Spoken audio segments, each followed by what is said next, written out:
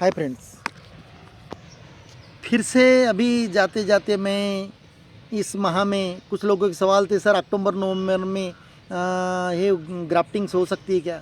तो दोस्तों मैं आपको इसी के परिप्रेक्ष्य में आपको मैं बताना चाहूँगा। मैंने अभी फ़िलहाल में फॉरेस्ट डिपार्टमेंट से 20 पेड़ खरीद के लाए हैं यहाँ, जिनकी उम्र लगभग 1 साल की है। बड़े पॉकेट्स में है यहाँ प्लांट, और फिर भी मैं आज प्रैक्टिकल इस माह में भी मैं करने जा रहा हूँ, जो कि ओपन एटमॉस्फेयर में। इसका रिजल्ट क्या होता है हम बाद में देखेंगे, लेकिन मैं आपको कंफर्म बताना चाहूँ बेस्ट सीज़न जून जुलाई अगस्त, ये 3 महीने बेस्ट सीज़न है। ओपन एटमॉस्फेयर में कैपिंग करके आप अगर से करते हैं तो आपको 60 to 70% रिजल्ट मिनिमम मिलेगा ही मिलेगा। पर दोस्तों आप अगर से सितंबर में अक्टूबर में अगर करते हैं तो सितंबर के बाद में आपका एटमॉस्फेयर टोटली चेंज हो जाता है। तो दोस्तों उस वजह से बहुत सारी ग्राफ्टिंग्स मेरी भी स्पॉइल हो गई। और इवन बता रहा हूँ, अभी 15 दिन पहले यानी लगभग अभी 15 अक्टूबर को मैंने कलमें बांधी थी दोस्तों। 19 वैरायटी की बांधी थी बड़े पेड़ पे, लेकिन पूरी की पूरी स्पॉइल हो गई मेरी, क्योंकि जो 19 वैरायटी थी अच्छी वैरायटी लाई थी, मैंने कहीं से बाहर से मंगवाई थी। तो दोस्तों दुख हुआ मुझे, तो मुझे समझ में आ गया जो मैं बड़े पेड़ को कटवाया था मेरे एरिया, अब हो सकता है मेरे बगल में बोड़ी है, बोड़ी का पानी पौधा खींचता है, उस वजह से जहाँ जॉइंट मैंने बांधा था वहाँ पर पूरा काला काला पोर्शन हो गया। इसका मतलब कहीं तो भी जो कलम है अपनी जो काटते रूट स्टॉक, उसने पानी बहुत प्रमाण में फेंका, और जो मैंने पॉलीथीन लपेटी थी उसमें पानी रह गया, वो स्पॉइल हो गई। दोस्तों ये भी कारण हो सकता है, मैं ये नहीं कहना चाहूँगा कि सभी जगह ये हो सकता है। तो दोस्तों इन सीज़न में ओपन एटमॉस्फेयर में और पॉली हाउस में डिफरेंस पड़ा है। पॉली हाउस में टेम्परेचर मेंटेन होता है, वहाँ पर 20 यानी 12 मंथ्स आप ग्राफ्टिंग कर सकते हैं, क्योंकि you can control the temperature as well as humidity also there, because there are spray you can say of waters also they release at night for maintaining humidity. आप बाष्प के लिए आप वहाँ पर फव्वारे छोड़ते हैं पॉली हाउस में, उस प्रकार का ओपन एटमॉस्फेयर में नहीं होता दोस्तों। तो ओपन एटमॉस्फेयर थोड़ा रिजल्ट में फ़र्क पड़ता है। तो दोस्तों इन प्लांट पे मैं आपको अभी बताना चाहूँगा, वी ग्राफ्टिंग में करने जा रहा हूँ, जिसे सॉफ्टवुड ग्राफ्टिंग भी कहते हैं। तो दोस्तों अब आपको ऐसा महसूस होगा कि सर मैंने उतने हाइट पे ग्राफ्टिंग क्यों की। तो दोस्तों मैं चाहता हूं कि अगर से मैं इसे पॉकेट के ऊपर 1 फीट हाइट पे अगर करता तो जो हार्डवुड है उस पर ज़रा सक्सेस रेट कम रहता है, और जो मैंने ऊपर में की थी वो हरी ब्रांच थे, इसलिए मैंने वहाँ पर किया। कोई फ़र्क नहीं पड़ता दोस्तों अगर से आप 2 फीट ऊपर से भी करते हैं, लेकिन एक प्रॉब्लम ये होता है कि 2 फीट ऊपर तक अगर आप करते हैं तो थोड़ा सक्सेस रेट में थोड़ा प्रॉब्लम ये पड़ता है कि फूड मटेरियल उतना ऊपर पहुँचते पहुँचते देरी लगती है, और नीचे अगर से जितना बॉटम में करते हैं तो फूड मटेरियल जल्दी सप्लाई हो जाता है।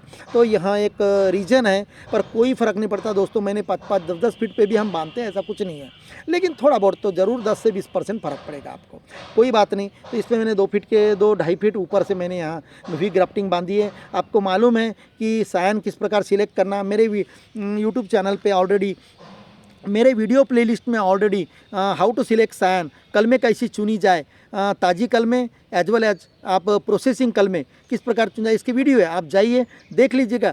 लगभग 8 से 10 वीडियोज़ मेरे सिलेक्शन ऑफ सायन के, कल में किस प्रकार चुनना, कैसे चुनना, कौनते आम की चुनना, कहाँ से लाने का टोटल डिस्क्रिप्शन है। मैं नहीं चाहता कि यहाँ पर उसको फिर से डिस्क्राइब करूँ। तो दोस्तों यहाँ अभी आज 1 नवंबर है, 1 नवंबर को हम यहाँ ग्राफ्टिंग करने जा रहे हैं, और इसके लिए मैंने अभी 2-3 वैरायटी की कलमें लाई है। आम्रपल्ली लंगड़ा है, दशहरी है, और एक दो दूसरी वेराइटीज़ है। तो यहाँ मैं अभी कलमें कर रहा हूँ। अब यहाँ पेड़ पे 2 ब्रांच थी, एक टॉप में अपेक्स में कर दिया मैंने काट के, और एक साइड ब्रांच थी उस पर भी पेंसिल से कम जाड़ी की थी, और हमारी सायन पेंसिल से मोटी है, फिर भी कोई प्रॉब्लम नहीं दोस्तों। मैं इस पीरियड में बता चुका हूँ, सायन अगर से मोटी है और आपका रूट स्टॉक छोटा है तो क्या करने का, आपको बता चुका मैं कि 2.5 से 3 सेंटीमीटर का वी ग्राफ्टिंग वी शेप करने का बॉटम में, और जो सायन है वहाँ 10 से 15 सेंटीमीटर का लंबा लेने का, और अभी वी शेप में बना रहा हूँ। और ये स्पेशल मैं घरगुती साधन से किस प्रकार ग्राफ्टिंग करते हैं वो बताने जा रहा हूँ, ध्यान में रखिए। क्योंकि हर आदमी जो प्रोफेशनल नाइफ और प्रोफेशनल जो एपरेटस है, इक्विपमेंट है, यहाँ इस्तेमाल नहीं कर सकता। आपको 2, 4, 10 ग्राफ्टिंग करने की एज यूजुअल कंसिडर करो, आपका जिस समय मुड़ा तो you can use simple shaving blade also. आप दाढ़ी बनाने की ब्लेड भी इस्तेमाल करें, ला लीजिएगा 1-2 ब्लेड, उसको तोड़ लीजिएगा 2 पीस में, 2 टुकड़े, जिस प्रकार नाई सलून में में बार्बर या नाई जो करता है टुकड़े उस प्रकार। और ये देखिए कैसे मैं चाप ले रहा हूँ, सीधा plainly 30 degree Celsius 30 degree angle से या 20 डिग्री। तो देखिएगा यहाँ सिंपली ब्लेड से दोस्तों, मैं स्पेशली ये ब्लेड से क्यों डाल रहा हूँ, क्योंकि अभी तक मैंने नाइफ से ही डाला है और लोगों के पास इतना वक्त नहीं है न्यू कमर्स के लिए, न्यू ईयर्स के लिए, क्यों मेरे पुराने वीडियो देखे। बहुत सारे लोगों को तो प्लेलिस्ट भी देखना याद नहीं है, मुझे भी नहीं था। तो कहीं ना कहीं इस वजह से मैं देखिएगा, और जब कलम को वी शेप देते हैं तो मुंह में बीच में पकड़ लीजिएगा, और जो कटा हुआ पार्ट है वी शेप उसे आप टच नहीं कीजिएगा कोई पार्ट, क्योंकि उसमें इन्फेक्शन हो जाता है। तो दोस्तों ब्लेड से ही आप सेंटर से उसको कट दीजिए। अगर जो 2 सेंटीमीटर 3 सेंटीमीटर का कट वी शेप बना है तो यहाँ लगभग 4 सेंटीमीटर वर्टिकल कट देने का बीच से, उसके बाद में लकड़ी का वी कट उसके अंदर डालने का। और एक ध्यान रखने का, जो इसकी छाल है बार्क जो बची हुई और जो रूट स्टॉक की बार्क है, दोनों को ओवरलैप करने का, यानी एक दूसरे पे आना चाहिए। और या तो मिला लीजिए और एक तरफ से ही, दूसरे तरफ वो सायन आपकी बाहर जाएगी चलेगा। और बांधते वक्त वो सरक सकती है, हिल सकती है,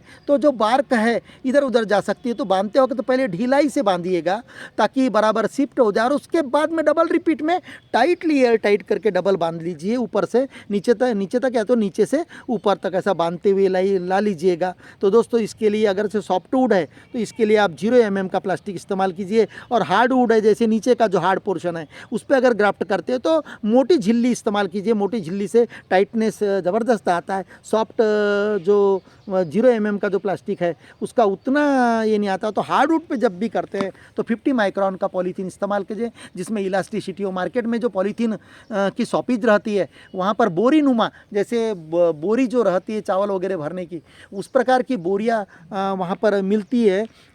लगभग सिंगल पीस आप 20 से 25 रुपये में ले सकते हैं, या तो 250 से 300 रुपये केजी के भाव में मिलती है उसकी आप प्लास्टिक। तो मेरे 2 वीडियोज प्लास्टिक स्ट्रिप बनाने के हैं कि ग्राफ्टिंग पॉलीथीन किस प्रकार बनाई जाती है। इसके 2 वीडियोज मेरे 0 mm के 52 माइक्रोन कहाँ मिलती है उसका डिस्क्रिप्शन है, वीडियो प्लेलिस्ट में देख लीजिएगा। तो इस प्रकार हमने इसे बांध दिया है कम्प्लीटली, देखिएगा जॉइंट पार्ट को कम्प्लीटली। इसके बाद में आप कैपिंग डाल दीजिएगा।